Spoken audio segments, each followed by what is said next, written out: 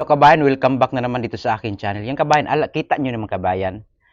Yan yung ating pag-uusapan yung kabayan. Itong warning ng ating mga kabayan, ng ating mga YouTube channel. Warning kabayan, ano bang ibig sabihin ng warning? Ibig sabihin yung kabayan, warning. Yan yung una kabayan sa nakikita sa channel mo na may problema. Ibig sabihin may mga violation pero winawarningan ka dapat na sabi niya diyan na dapat hindi ka magpatuloy sa content na yan. Example sa akin kabayan, yan kabayan, warning. No, maraming beses na yan na malapit nang i-delete ni YouTube yung channel ko dito sa YouTube kabayan. Una kabayan, nag-warning siya, no? Explain ko lang sa inyo para alam niyo. Nag-warning siya, pagkatapos mag-warning, yun na kabayan. Warning lang siya kabayan pero wala siyang copyright. Warning lang talaga kabayan yung una niyang ginawa sa akin ni YouTube.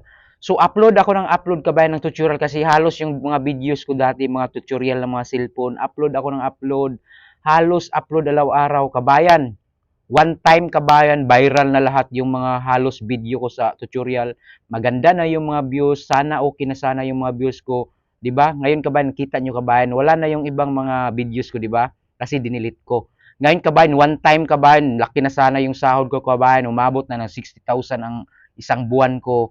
Pero kabayan, pag may mga ilang sa anim na lang kabayan, anim lang na sahod ko, tapos nagka-problema kabayan.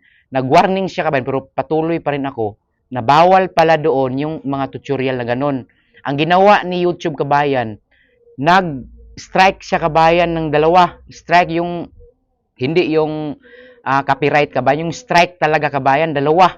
So ang ginawa ko kabayan, alam ko na kahit matagal na yung video, 3 months, 5 months, pero parang masabi mo sa sarili mo na bakit ngayon lang chinik ni YouTube? Ngayon lang niya chinik kabayan na ang video na matagal na, 6 months na, 1 year na, chinik-chik pa rin nila kabayan. Parang late sila mag-check kabayan. So ang ginawa nila kabayan, yung video ko ini-strike nila kabayan ng kahit matagal na video na, yung iba 8 months na, 9 months na, 6 months na, ini-strike niya kabayan ng dalawang video kabayan sa isang araw.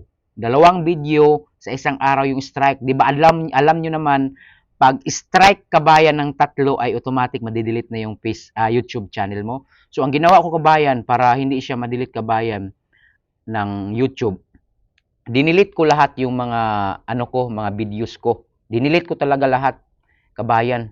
Kahit nanghihinayang ako kabayan, kahit million yung mga followers ko doon, mga subscribers, yung mga views, pero dinilit ko talaga kasi hindi ko i-delete kabayan. Dalawang beses na sila nag-strike. Pangatlong beses strike, ubos na yung yung channel ko wala na. Kasi nga kabayan yung mga video ko parehas lang lahat, tutorial.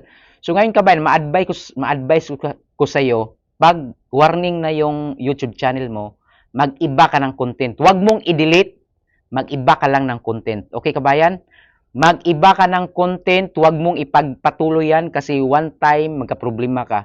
Kasi maraming beses na akong nag-try ako ulit kabayan. Dinilit ko, nag-try ako ulit mag-video. Yun pa rin yung nangyari kabayan, dalawang beses. Kaya dinilit ko, nag-tutorial ako pero ganito yung style ng tutorial ko. Iwan ko lang kung okay pa to. So makikita natin balang araw kung mawala to, ibig sabihin bawal pa rin sa kanya.